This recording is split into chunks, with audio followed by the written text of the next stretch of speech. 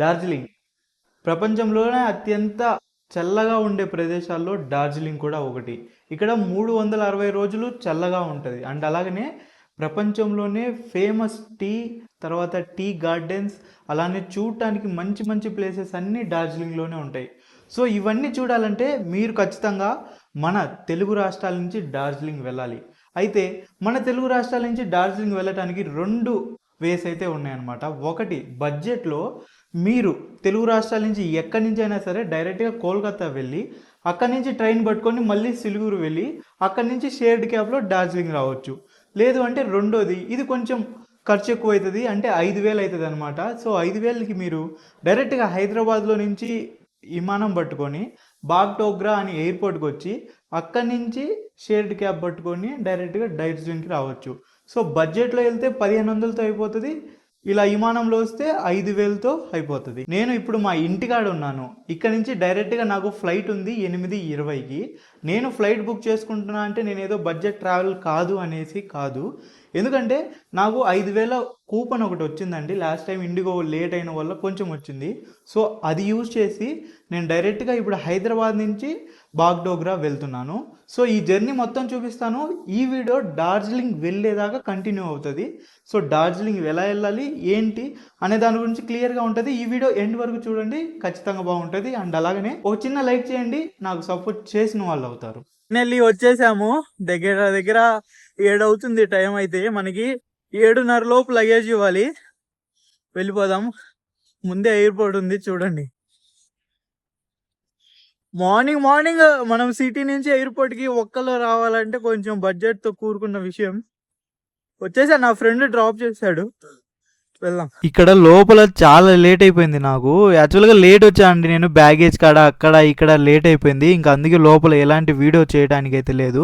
డైరెక్ట్గా నేను ఇప్పుడు ఎయిర్ప్లేన్ కాడికి వచ్చేసాను. సో ఇప్పుడు లోపలికి వెళ్ళి కూర్చుందాము.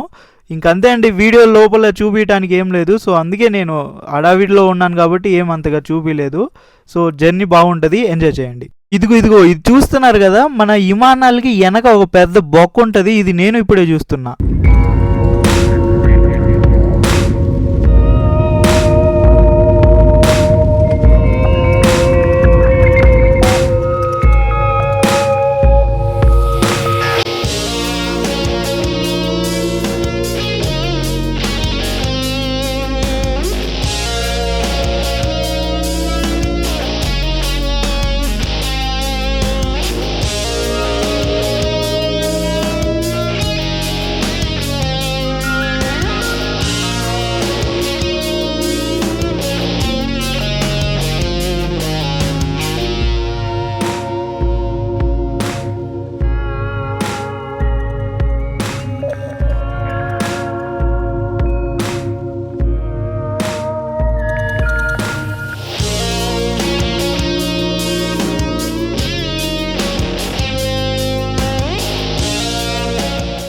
దిగేసామండి. ఇదంతా కనపడుతుంది కదా, ఇదంతా బాగ్డోగ్రా ఎయిర్పోర్టే. కాకపోతే ఇది డిఫెన్స్ ఎయిర్పోర్ట్ కాబట్టి ఇక్కడ అసలు వీడియో ఎక్కడ తీవ్వనివ్వట్లేదు. అందుకే నేను లోపల ఎక్కడైనా వీడియో తీద్దామని ట్రై చేసా కానీ అది కుదరలేదు.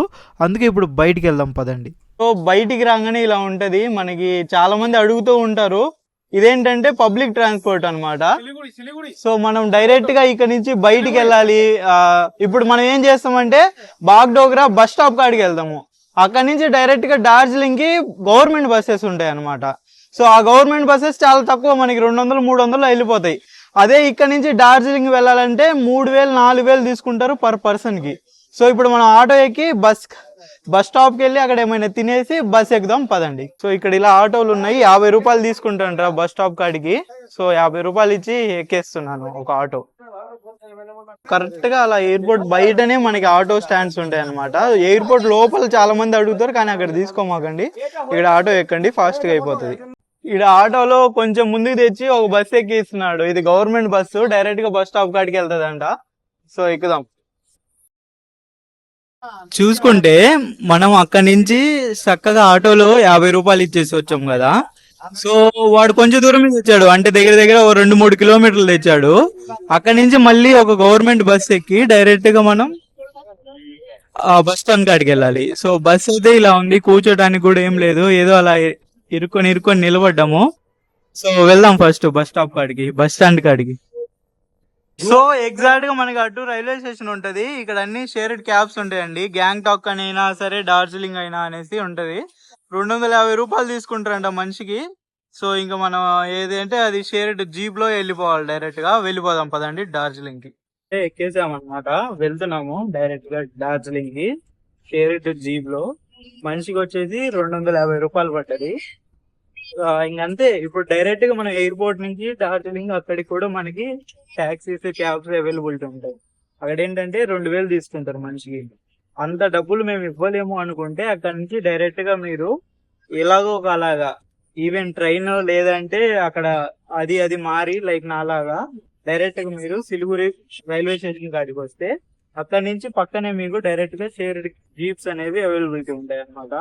సో ఆ జీప్స్ అనేవి డైరెక్ట్ గా డార్జిలింగ్ తీసుకుపోతాయి. ఆ జీప్ చూడటానికి చూడండి ఇలా ఉంటది.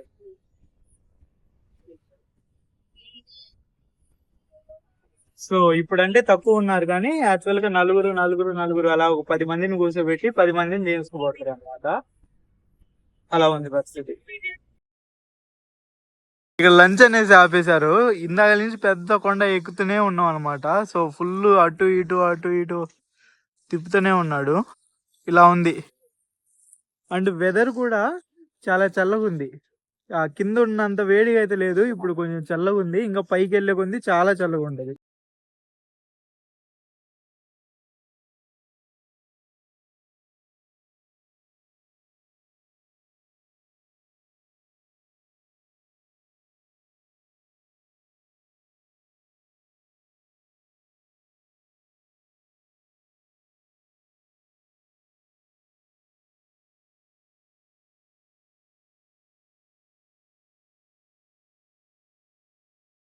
దిగేసాము డార్జిలింగ్ మెయిన్ బస్ స్టాండ్ లో.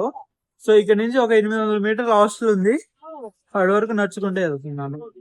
కనపడుతుంది కదా కరెక్ట్ గా మనకి పైననే మొత్తం మనకి డార్జిలింగ్ సిటీ సెంటర్ అనమాట. సో ఇలా రాగానే కొండ ఉంటది చిన్నది, 2 మెట్లు దిగంగానే ఇక్కడ మనకి హోటల్ కనపడుతుందండి.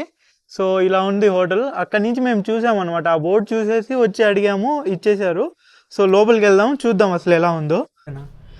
సో హోటల్ ఇలా ఉంది అనమాట. రూమ్ అయితే చూడండి,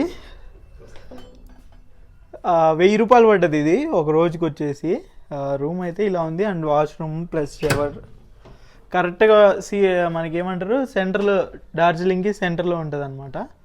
చలి మాత్రం నిజంగా చాలా చాలా చలి ఉందండి. నాకు తెలిసి -6-5 డిగ్రీలు మాత్రం ఉండుంటుంది. సో ఈ వీడియో మొత్తం మీరు చూసి ఉంటారు, నేను ప్రాపర్గా ఇన్ఫర్మేషన్ ఇచ్చా అనుకుంటున్నాను. సో ఇప్పుడైతే సాయంత్రం నాకు 6-7 అవుతుంది.